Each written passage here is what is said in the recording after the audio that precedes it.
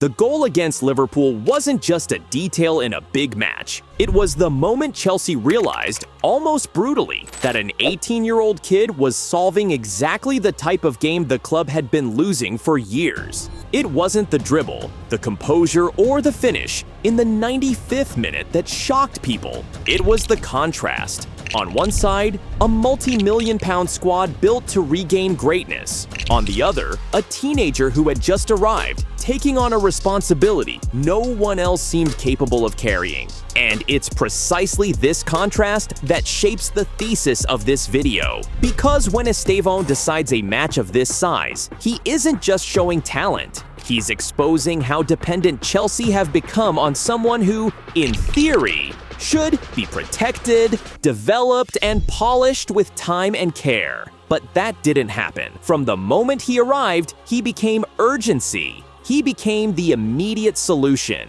He became what Chelsea tried to find in dozens of signings, but never did. That's why the title's provocation isn't an exaggeration.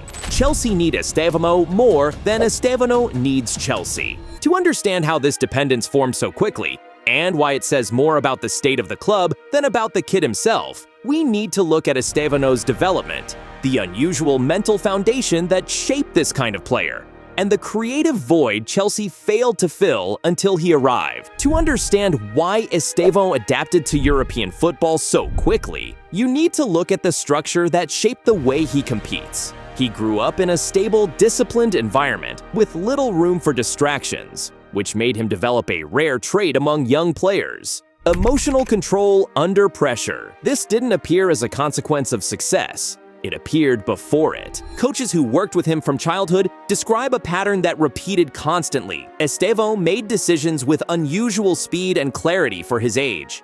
This ability wasn't seen only in dribbling or ball carrying, but in his reading of space. His sense of timing and his capacity to choose the right action when everything around him sped up. At 8 years old, he was already drawing attention, not for physical or technical dominance, but for how he understood the flow of training sessions. This difference widened when he moved to Cruzeiro and later to Palmeiras. What made him stand out in youth categories wasn't a momentary flash of brilliance, but the combination of functional technique with competitive maturity. In national youth tournaments, he maintained consistency in contexts that usually create instability in players his age. And when he stepped into professional football, the adaptation didn't require a long transition. He executed attacking actions with the same calmness he had shown in youth matches. At 17, when he scored in the Copa Libertadores, the reaction inside the club wasn't surprise at the fact he had decided the match, but recognition that he was repeating behaviors he had shown for years. And that is exactly why his arrival at Chelsea didn't produce the irregular impact usually seen in highly rated young signings. Chelsea expected him to need time to adapt. What they found instead was a player who deals naturally with high pressing, constant physical contact, and fast decision environments. He doesn't accelerate out of panic. He accelerates because he identifies the exact moment the game calls for intensity. He doesn't slow down to hide. He slows down to reorganize the play. He makes decisions under pressure without losing control, something Chelsea had been searching for in different profiles without success. This stability is the reason Estevão became useful immediately. It's not simply about raw talent. It's about competitive behavior formed long before he stepped into Europe. And that behavior is what makes him the piece that solves a problem the club tried to fix in many ways. Yet none of the previous projects produced with this level of consistency. Over the last 5 years, Chelsea invested in several rebuilding ideas, and every one of them aimed to create an attack capable of controlling matches and generating chances consistently. The club signed young profiles, explosive athletes, promising finishers, creative attacking midfielders, wingers who thrive in transition, and players with supposed Premier League adaptation potential. The talent was there, but the pattern on the pitch kept revealing a central problem: lack of clarity in the final third.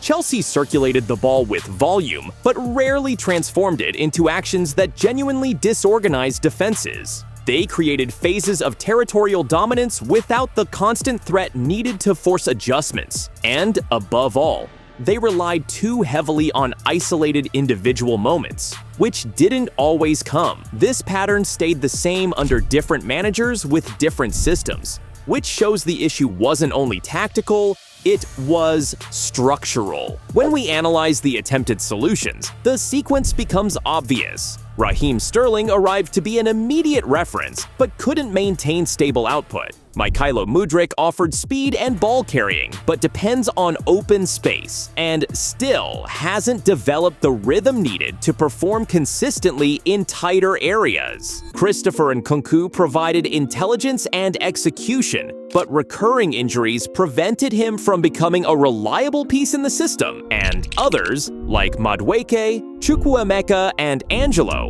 oscillated between flashes of talent and difficulty making the right decisions under intense pressure. This instability turned Cole Palmer into the most important piece of the entire attacking sector. He assumed responsibilities usually shared by 3 or 4 players: creation, finishing, tempo control, and clutch moments. Palmer's impact was massive, but that dependency exposed the fragility of the team. One injury was enough for Chelsea to struggle again to approach the final third with real threat. This context explains why Estevão became essential so quickly. He offers exactly the type of action Chelsea couldn't find in any other player: effective decisions in congested zones, the ability to attract multiple markers without losing control, sharp changes of direction that create numerical superiority, and carries that advance the team even when the opponent blocks every passing lane. What sets Estevão apart in this context isn't just technique, but the way he interprets pressure.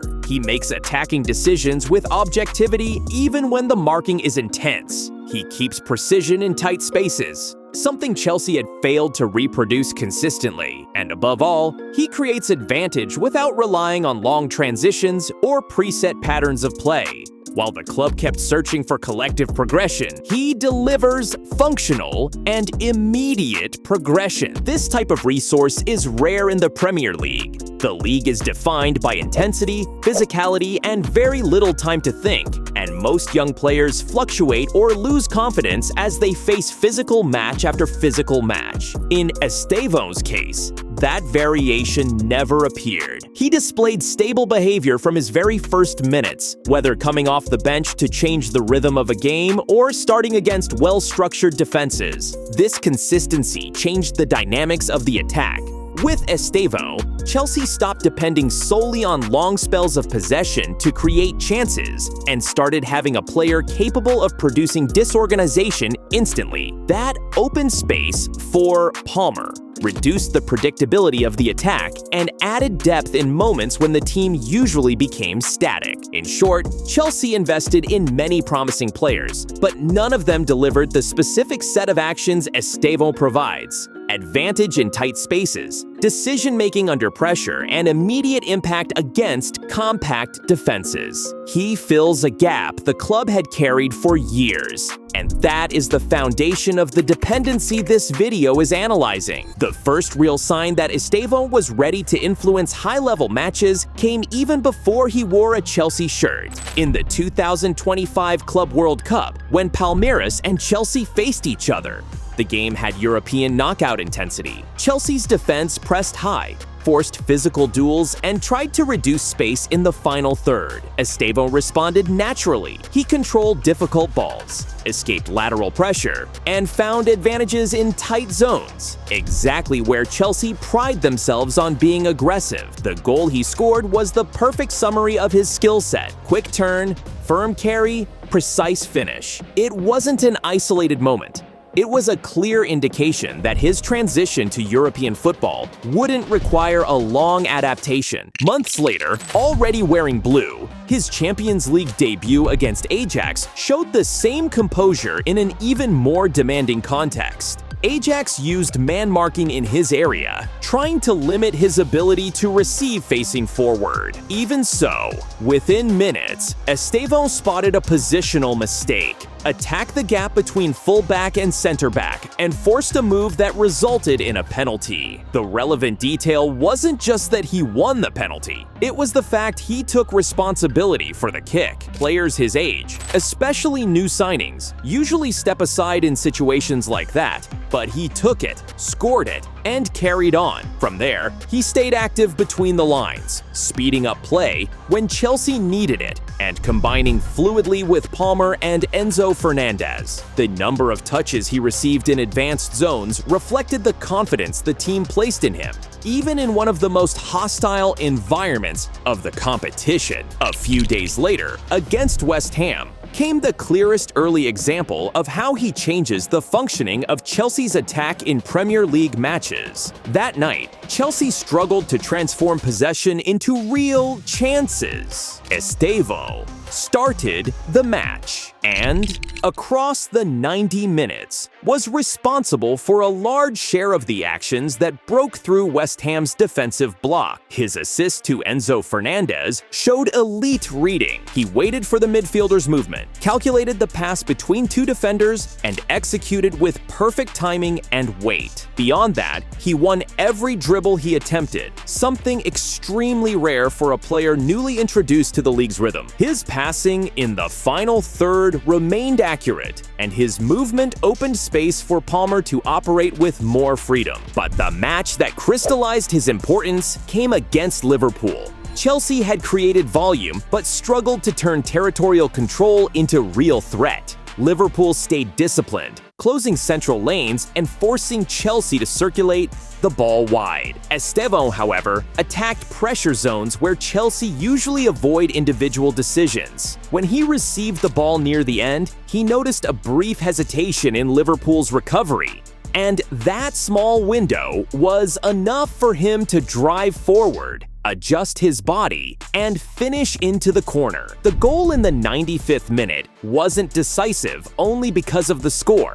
It was decisive because it showed Chelsea finally had a player capable of being efficient in critical moments without needing long sequences of passes or opponent mistakes. Another example came in the match against Wolves. Chelsea struggled to progress down the right side, getting stuck in short combinations that produced no superiority. When Estevão came on, the team's rhythm changed completely. In just over 20 minutes, he registered more progressive actions than any Chelsea player had in the entire first half. His carries dragged both the fullback and the defensive midfielders simultaneously, opening interior lanes for runs. This ability to force two markers to react at the same time is rare and has a direct impact on any defensive structure. There was no goal, but there was territorial control and repeated advantage creation, which shifted the dynamic of the match entirely. These matches, observed in sequence, reveal a consistent pattern.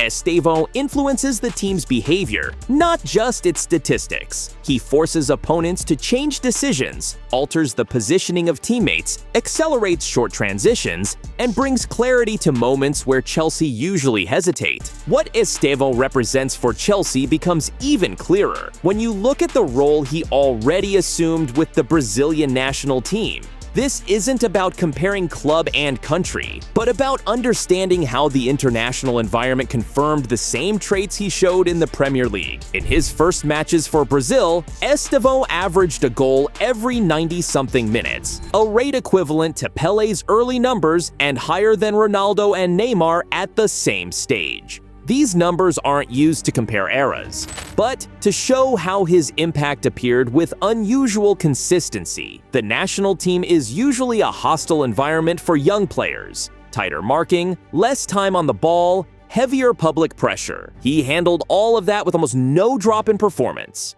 Carlo Ancelotti, responsible for rebuilding Brazil's attack, treated Estevão as a central piece from the very first training sessions. Not as a prospect, but as a player who already brought efficiency in decisive actions. The system required 4 attackers with specific roles: width, inside movement, constant presence in the box, and the ability to finish under pressure. Estevão executed all 4 naturally. even when shifted between positions. Brazil created more chances when he was on the pitch, and that made Ancelotti adjust the model to enhance his actions. The goals against Chile, South Korea, Senegal, and Tunisia showed recurring behaviors, attacking the channel between fullback and center back with accuracy, controlled acceleration inside the box, firm finishing without hesitation. These actions were repeated not out of individual ego, but because they made sense within the flow of the game. And this pattern produced a subtle but significant shift in the way the team was analyzed. Estevão